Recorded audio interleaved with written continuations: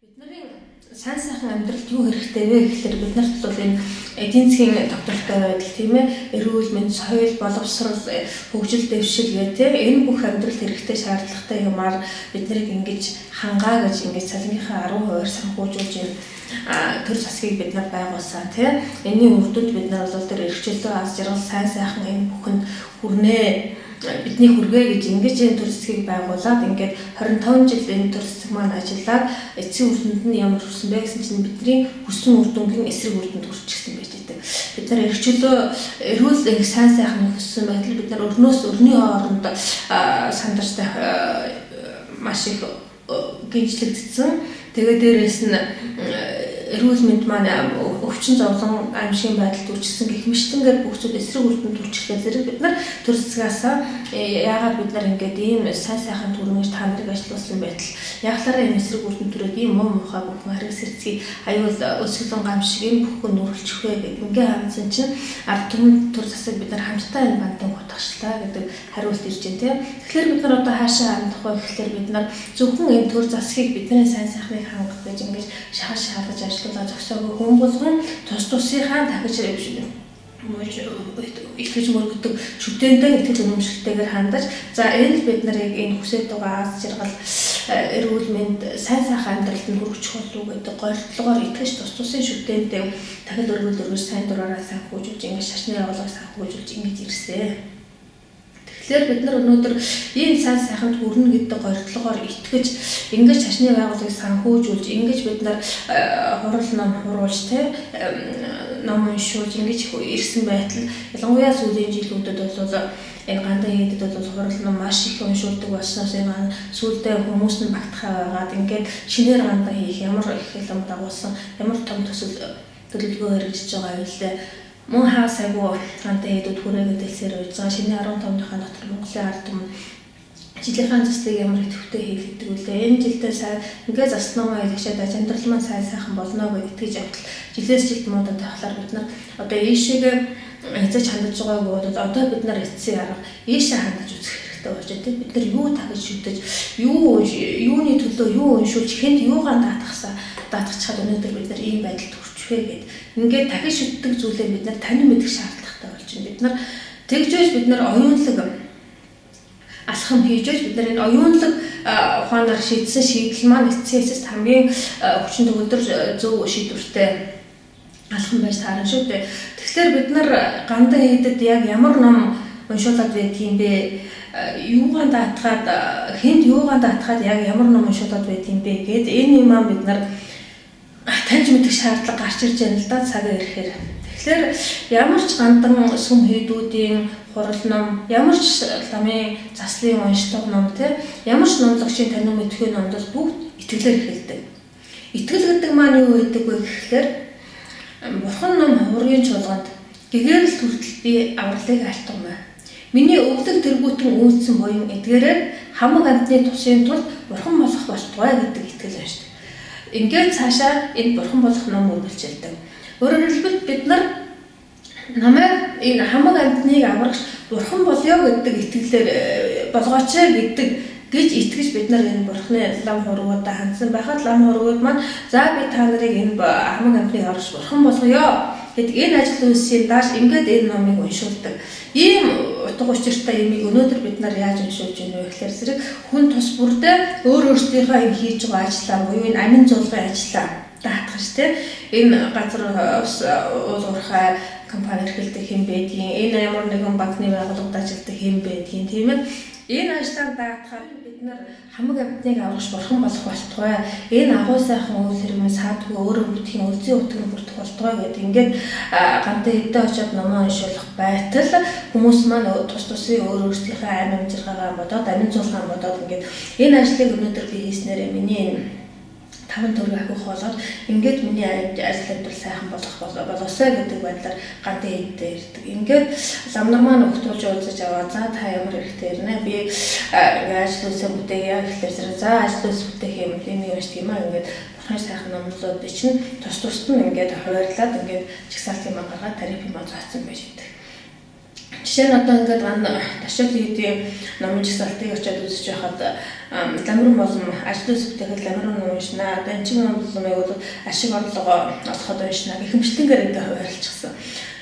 Тэгээд ингээд энэ номыг уншуулснараа одоо миний аж амьдрал сайжраад энэ зорьсон ажил үйлс маань сайхан бүтээд аж амьдрал маань сайжрах юм аа гэдэг бат итгэл үнэмшлэрээ сайхан амьдралдаа хүрнгээд нөгөө төр засгаа шахах шаарддаг тийм ээ.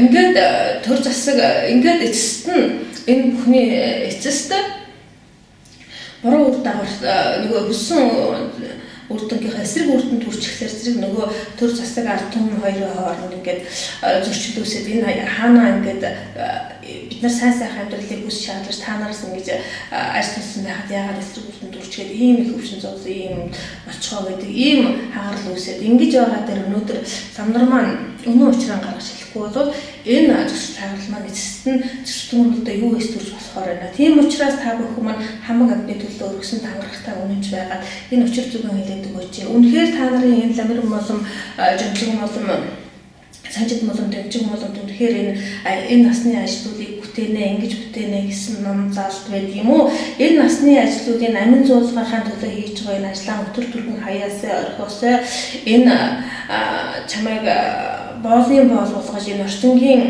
доод тавилан руу хөтлөх энэ номын эсрэг ном уншаа тийм ээ. Тэгээ энэ хамаг энэ доор заяанасаа өтөр түргэн гэлээд хамаг амьтныг аврах бурхан болоосоо гэдэг номыг уншдаг юм уу тийм ээ.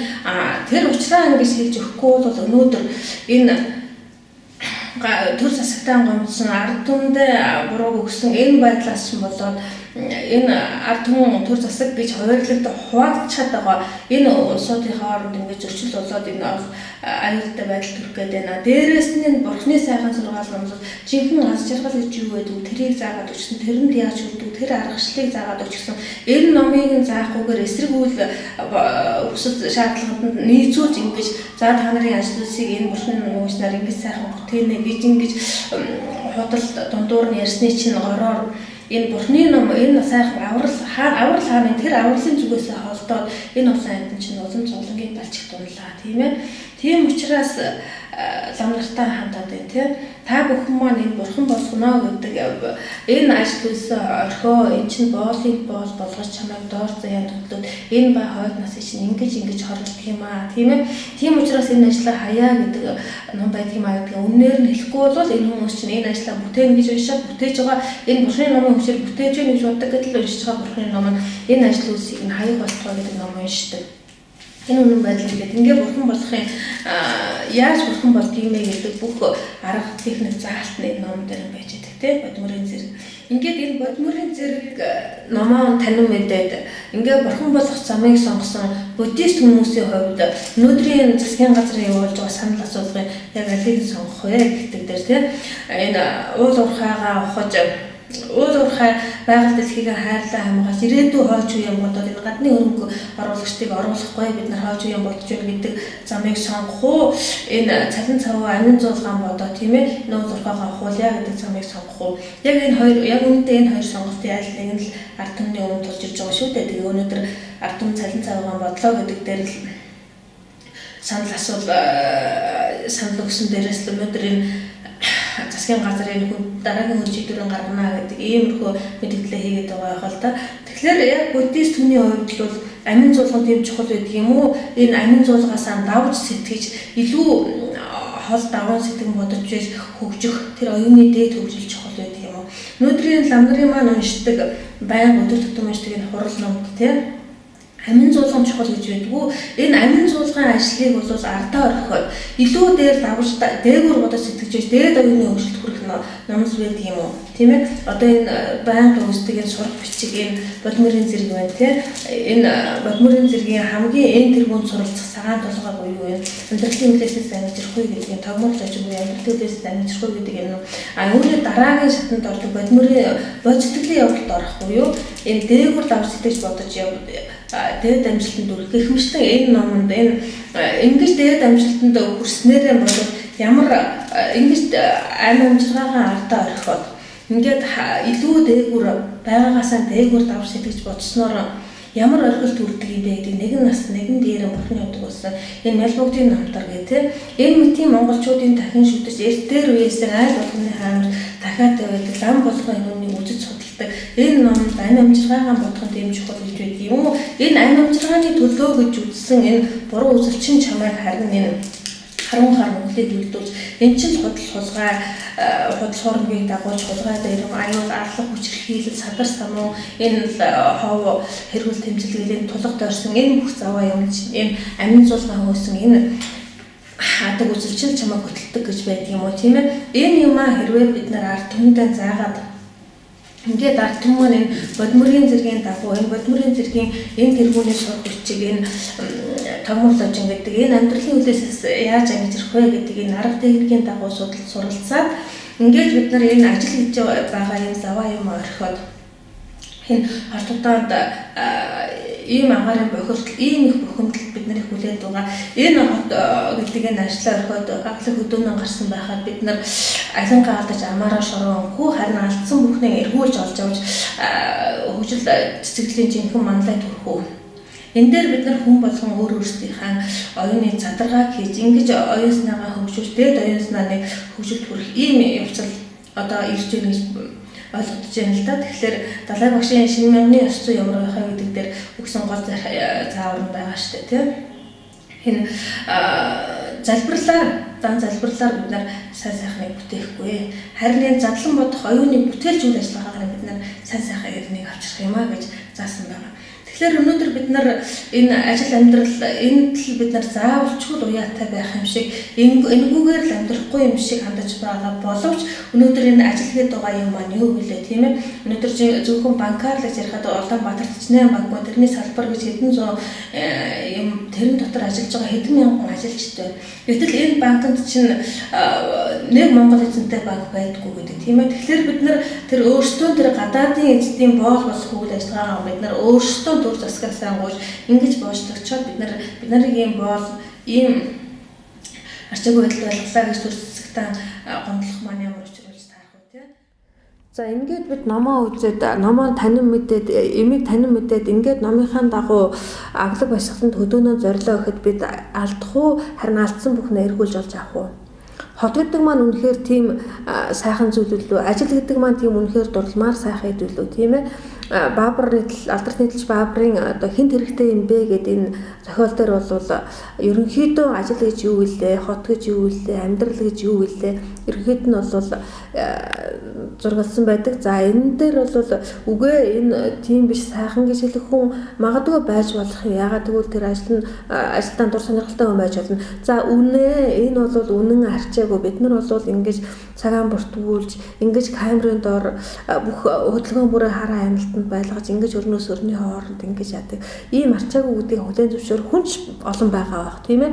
Ингээд бид нар энэ бүхэн бид нар юуны төлөө эцэст ингэж энэ бүхнийг хүлцэн туулж ингэж хот гэдэг юмд ингэж хашигдаж ажил гэдэг юмд ингэж дарамтлуулж дарга гэдэг юмны байнгын энэ дарамтанд бид нар яах гэж эцэст ингэж энэ бүхнийг хүлцэн туулж байдаг юм бэ гэхэлэр бид нар эцэст энэ бүхэн маань үр хүүхдийнхээ төлөө гэж бид нар өөрсдийг харгадаг тийм ээ тайвшруулдаг. Гэтэл бидний үр хүүхдүүдэд эцэст юу хэрэгтэй вүлээ? Ингэж бид эцэст үр хүүхдийнхээ төлөө энэ ажлыг хийхээс өөр аргагүй. Үр хүүхдээ ирээдүйд боловсралтай эрдэм мэдлэгтэй хүн байлгахын тулд энэ сургууль соёлд сурахаас өөр аргагүй гэдэг байдлаар энэ сургууль соёлын зардал мөнгөнд гол нь хамаг бүх хүч хөрөнгөө хүч чадлаа барж ингэж ажиллаж энэ даргын ажил ачааллын энэ бүх дарангуйлыг бид нар хүлцэн туулж хүүхдийн төлөө гэдэг боловч бид нар хүүхдүүдийн тэр өөрөө эрүүл сарвал өсч торнох тийм ээ эрх чөлөөтэй тоглож наадах өөрийнхөө ариун ертөнцид өөрийгөө хязгааргүй хөгжүүлэх тэр хязгааргүй эрх чөлөө тэр боломжинд нь бид нар харигсаар халдаж ингэж хүүхдийн энэ аимшигтай орчинд энэ агаарын бохирдол, энэ орчны бохирдол, энэ байшин, энэ бетонон байшингийн энэ чигтэй, энэ хүйтэн хүнд, энэ юм илч энерги бүх юмнаас нь байглаас эрчимжиж эрүүл сарвал өсөх тэр бүх боломжийг нь хаагаад сулдаатай болох бүх боломжинд нь авчирч хорчгоо тийм ээ. Тэгээд багш гэдэг хүний тэр дарангуйлалтоор хүүхдийн тарих оюун гэдэг шиндэгж хэн дуртай нь юу дуртайгаа санаан зоргоор нь чихэж өгдөг хогийн сав мөн билүү тийм ээ. Энд чи өөрөөрөө хөгжиж өөрийнхөө ариун гэгээ ертөнцид өөрийгөө байнга хөглөж ингэж хязгааргүй хөгжих тэр боломжоор өөрөөрөө хөгжих ёстой тэр халдшгүй эрх чөлөөнд нь харигсаар халдаж ингэж хязгааргүй хөгжих эрх чөлөөг нь бид нар хашин боогдуулж ингээд төгөөр тогтохгүй тэр тогтож наадах эрх чөлөөнд нь халдаж ингээд бид нар эцээс түүхтэй бүх юмар нь алдаг. Компьютер ингээд өөртөө ажил гэж гүгээд хажуугаар нь компьютер интернет сошиал ертөнцид ингэж хамаг завшлуугаа хүүхдээ яаж анхаардаг вэ гэхээр хичээлээ хийсэн хичээлээ. За сайн даа юм тийм ээ. Тэгээ хүүхэд маань компьютерт донтож ингээд янз бүрийн тэнд олигтой юм юу байх вэ тийм ээ. Аллага өвчргээл юу эсийг үзэж тэр гэгийн ариун тарих юу яаж хордож байдаг үлээ. Дээрээс нь тэр компьютерийн тэр туяан тэр нүдний хараа мэдрэлийн ядаргаа гээл те бүх юмар нь бид нар хүүхдээ ингэж сулдаатай болгочоо. Дээр нь хоол унд гэж амттан гэж ружаагийн тэр ямар ч хор бактеритэй юу ч үдгийн тэр юмар ингэж хоолцоход эцэст нь ингэж сулдаа өвчин болоод эмнэлгээр дагуулаад дараагаар нь нөгөө эмнэлгийн тэр антибиотик юмар дараагийн өвчнийх нь бүх юмыг бэлдээд ингээд бид нар хүүхдээ эрүүл мэндээр нь өөрөөрөө өс төрнөх тэр алаад өөрөөрөө өс төрнөх тэр эрх чөлөөнд нь халдаад хязгааргүй хөгжиж боловсрох тэр бүх болцоог нь бид нар хаагаад ингээд бид нар багш гэдэг хүний мэдэлд түн гэдэг юмар хөөрхийг уйж хүлээд ингээд хэн нэгэнд заавал хараатаар хэн нэгний захиргаан дор ажиллах тийм ажилтан болгож хөлсний ямар нэгэн хэмжээгээр ямар нэг юм үнэлж энэ нийгэмд оршин авчруулагдах ийм хүн болгож хүмүүжүүл. Үннийг сонсох муухайч үнэнд гүйцэтгэх бүрч муухай. Үнэн үг хэлсэн үнд хүн өшөөтэй, өхөр унсуунд нохоо өшөөтэй гэж үг байдаг. Бидний сайхан амьдралыг яасан муухай хэлдэг хүн бэ гэд магадгүй зарим хүний унтцал төрж дэрэгдэн байгаасан бол дэлсээ томоор санагдаж байгаа. Гэхдээ дуруус унтцахын өмнө бодитыг сайн бодоод үзэх хэрэгтэй. Өнөөдөр үннээр явбал өхөр тэргээр туулаг үүсгийн гайхамшигыг үзүүлж өөрсдийнхөө сүтгэлийг тарсаар өгж байгаад мөхлийн ирмэгт толж ирсэн хүн төрлөختнийг бид аварнаа цаг нэрсэн гэд зориглоод хөдлөх хүчин бидний зөөхөн монголчууд дотроос гарч ирж байхад өөрсдийнхөө сүтгэх ажлыг хийсээр өгж байгаад мөхлийн ирмэгт толж ирсэн дэлхийн хүн төрлөختөн энэ мохордлоос гарс Монголоос гарнаа гэд Монголын зүг анирдаж монголчуудын судлах үйл ажиллагаа идэвхжиж байна гэх. Тэгвэл энэ дэлхийг бид аварнаа гэж зориглоод төдлөх энэ монголчуудын энэ зориг хаанаас үүсэлтэй энэ өөрсдөө сүрүүлсээр гэж байгаа сүтгэлийн ирмэг тулж ирээд Монголоос авралыг горлох энэ нөхцөл юунаас үүдсэн гэд үүнийг судлаад үзэх гэд энэ рүү яриа хандуулахад бол энэ л одоо та бид ингээ ярьж байгаа бодмөрийн зэрэг буюу бурхан болоход суралцах зэрэг дарааллын тухай яриа энд хөндөгдөх юм. Бодмөрийн зэргийн энэ тэргүүний цагаан толгойд амьдралын хүлээсээс хэрхэн ангижирч аглагт магад гарахын арга техникийг заасан байдаг.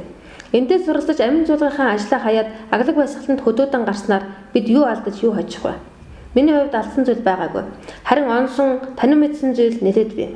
Тиймээс алдах зүйл огтхон ч байхгүй. Харин алдсан бүхнийг эргүүлээд олж авах болно гэдгийг би ам бардам хэлмээр байна. За нэгдүгürt гадны хөрөнгө оруулагчдыг дэмжих нэрээр гадаадынхан зарагдаж ашиг хөөгч оншуучдад эх орноо зарж үрж хүлдсэн хэн нэгэн зарцлагдаж боочлогдох ажил үйлчлэгээ зогсож хүн бүр нөгөө хүсэж байгаа эрх чөлөөгөө олж авна.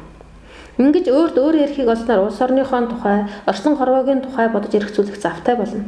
Хүн бүр хувь зээний тухай бодож эрхцүүлэх завтай болсноор одоо яригадаад байгаа тэр тархины тураал гэгч түлжиж оюуны хоосрол гэгч гамшиг алга болно. Энэ нь цэвэр оюуны дээд хөгжилд хүрнэ гэсэн. Энэ л оюун санааны дээд хөгжил өнөөгийн зовсон нийгмийг хөдөлгөх гол хүчин болохгүй гэж юу?